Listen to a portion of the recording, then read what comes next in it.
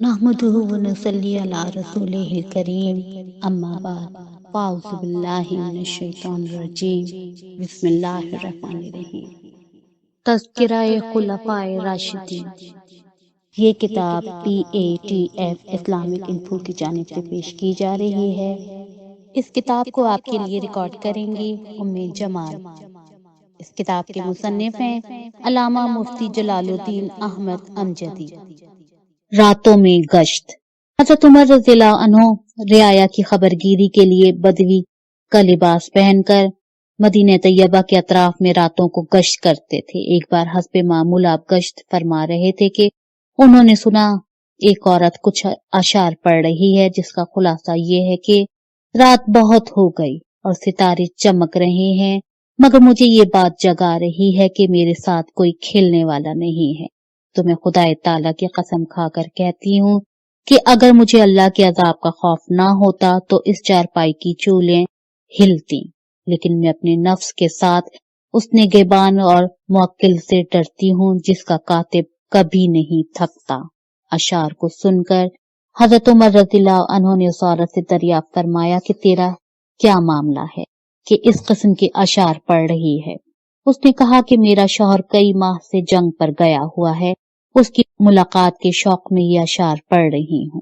صبح ہوتے ہی آپ نے اس کے شوہر کو بلانے کے لیے قاصد روانہ فرما دیا، اور چونکہ آپ کی زوجہ محترمہ وفات پا چکی تھیں اس لیے آپ نے اپنی صاحبزادی ام المومنین حضرت حفصہ رضی اللہ عنہما سے دریافت فرمایا کہ عورت کتنے زمانے تک شوہر کے بغیر رہ سکتی ہے۔ اس سوال کو سن کر حضرت حفصہ رضی اللہ عنہا نے شرم سے اپنا سر جھکا لیا اور کوئی جواب نہیں دیا۔ آپ نے فرمایا کہ خدا تعالی حق بات میں شرم نہیں کرتا، تو حضرت حفصہ نے ہاتھ کے اشارے سے بتایا کہ 3 مہینے یا زیادہ سے زیادہ 4۔ تو حضرت عمر رضی اللہ عنہ نے حکم جاری فرمایا کہ لا یجبس الجبوش فوق 4 اشہر، یعنی 4 مہینے سے زیادہ کسی سپاہی کو جنگ میں نہ روکا جائے۔ تاریخ الخلفاء۔ ایک رات آپ گشت فرما رہے تھے کہ ایک مکان سے آواز آئی، بیٹی دودھ میں پانی ملا دے۔ دوسری آواز آئی جو لڑکی کی تھی، ماں امیر المومنین کا حکم تجھ کو یاد نہیں رہا جس میں اعلان کیا گیا ہے کہ دودھ میں کوئی شخص پانی نہ ملائے؟ ماں نے کہا امیر المومنین یہاں دیکھنے نہیں آئیں گے، پانی ملا دے۔ لڑکی نے کہا میں ایسا نہیں کر سکتی کہ خلیفہ کے سامنے اطاعت کا اقرار اور پیٹھ پیچھے ان کی نافرمانی۔ اس وقت حضرت عمر رضی اللہ عنہ کے ساتھ حضرت سالم رضی اللہ عنہ تھے۔ آپ نے ان سے فرمایا کہ اس گھر کو یاد رکھو اور صبح کے وقت حالات معلوم کر کے مجھے بتاؤ۔ حضرت سالم رضی اللہ عنہ نے دربار خلافت میں رپورٹ پیش کی کہ لڑکی بہت نیک، جواں اور بیوہ ہے، کوئی مرد ان کا سرپرست نہیں ہے، ماں بے سہارا ہے۔ آپ نے اسی وقت اپنے سب لڑکوں کو بلا کر فرمایا کہ تم میں سے جو چاہے اس لڑکی سے نکاح کر لے، تو حضرت عاصم رضی اللہ عنہ تیار ہو گئے۔ آپ نے اس بیوہ لڑکی کو بلا کر حضرت عاصم رضی اللہ عنہ سے عقد کر کے اپنی بہو بنا لیا۔ عشرہ مبشرہ۔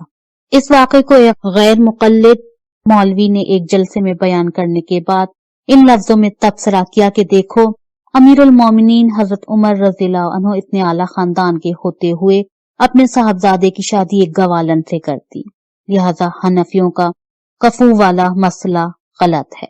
اتفاق سے اس جلسے کی تقریریں سننے کے لیے ایک سنی حنفی مولوی بھی گئے تھے۔ غیر مقلد کی اس تقریر سے متاثر ہو کر انہوں نے یہ خیال قائم کر لیا کہ واقعی کفو کا مسئلہ غلط معلوم ہوتا ہے۔ یہ بات انہوں نے ایک سنی حنفی مفتی سے بیان کی تو حضرت مفتی صاحب نے فرمایا کہ غیر مقلد نے فریب سے کام لیا جسے آپ بھانپ نہ سکے۔ حنفیوں کے یہاں لڑکے کی طرف سے کفو ہونے کا اعتبار نہیں، وہ چھوٹی سے چھوٹی برادری اور بہت کم درجے کی لڑکی سے بھی نکاح کر سکتا ہے۔ کفو ہونے کا اعتبار صرف لڑکی کی طرف سے ہے کہ بالغ ہونے کے باوجود اپنے والی کی رضا کے بغیر وہ غیر کفو سے نکاح نہیں کر سکتی، جیسا کہ فقہ حنفی کی عام کتابوں میں مذکور ہے۔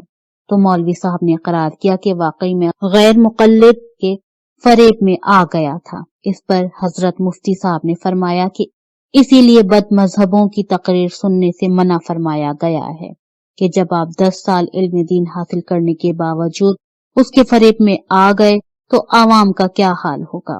کسی مولوی کی تقریر کا سننا بھی دین کا حاصل کرنا ہے، اور حدیث شریف میں ہے انظروا امن تأخذون دینکم، یعنی دیکھ لو کہ تم اپنا دین کس سے حاصل کر رہے ہو۔ راوی مسلم مشکات صفحہ 37۔ لہذا کسی بد مذہب کی تقریر سننا حرام و ناجائز ہے، اور جو لوگ یہ کہتے ہیں کہ ہم پر کسی بد مذہب کی تقریر کا اثر نہیں ہو سکتا، وہ بہت بڑی غلط فہمی میں مبتلا ہیں۔ جب 10 سال کے پڑھے ہوئے مولوی پر بد مذہب کی تقریر کا اثر پڑ گیا تو دوسرے لوگوں کی کیا حقیقت ہے؟ بس دعا ہے کہ خدا تعالی ایسے لوگوں کو سمجھ عطا فرمائے اور بد مذہبوں کی تقریر سے دور رہنے کی توفیق رفیق بخشے، آمین۔ بیت المال سے وظیفہ۔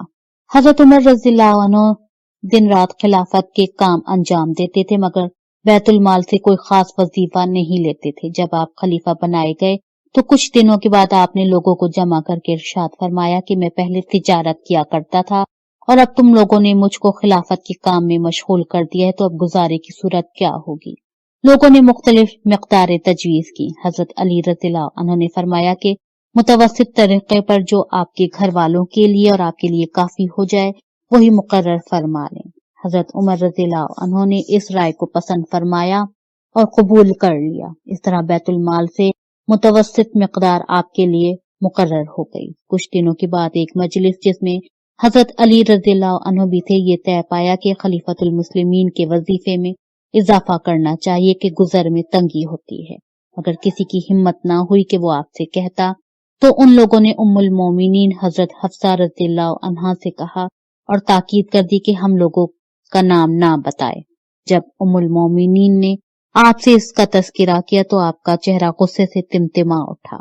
آپ نے لوگوں کے نام دریافت کیے۔ حضرت حفصہ نے عرض کیا کہ پہلے آپ کی رائے معلوم ہو جائے۔ آپ نے فرمایا کہ اگر مجھے ان کے نام معلوم ہو جاتے تو میں ان کو سخت سزا دیتا، یعنی آپ نے لوگوں کی رائے کے باوجود وظیفے کے اضافے کو منظور نہیں فرمایا بلکہ ان پر اور ناراضگی ظاہر فرمائی۔ رضی اللہ تعالی عنہ وَأَرْضَاهُ عَنَّا وَعَنِ سَائِرِ الْمُسْلِمِينَ۔ وسیلہ۔ آپ کے زمانے خلافت میں ایک بار زبردست قحط پڑا۔ آپ نے بارش طلب کرنے کے لیے حضرت عباس رضی اللہ عنہ کے ساتھ نماز استسقاء ادا فرمائی۔ حضرت ابن عون رضی اللہ عنہ فرماتے ہیں کہ حضرت عمر رضی اللہ عنہ نے حضرت عباس رضی اللہ عنہ کا ہاتھ پکڑا اور اس کو بلند کر کے اس طرح بارگاہ الہی میں دعا کی، اللہم انا نتوسل الیک بعم نبیک ان تذہب عنا المجل وان تسقینا الغیث، یعنی یا الہ العالمین، ہم تیرے نبی صلی اللہ علیہ وسلم کے چچا کو وسیلہ بنا کر تیری بارگاہ میں عرض کرتے ہیں، قحط اور خشک سالی کو ختم فرما دے اور ہم پر رحمت والی بارش نازل فرما۔ یہ دعا مانگ کر ابھی آپ واپس بھی نہیں ہوئے تھے کہ بارش شروع ہو گئی اور کئی روز تک مسلسل ہوتی رہی۔ تاریخ الخلفاء صفحہ 90۔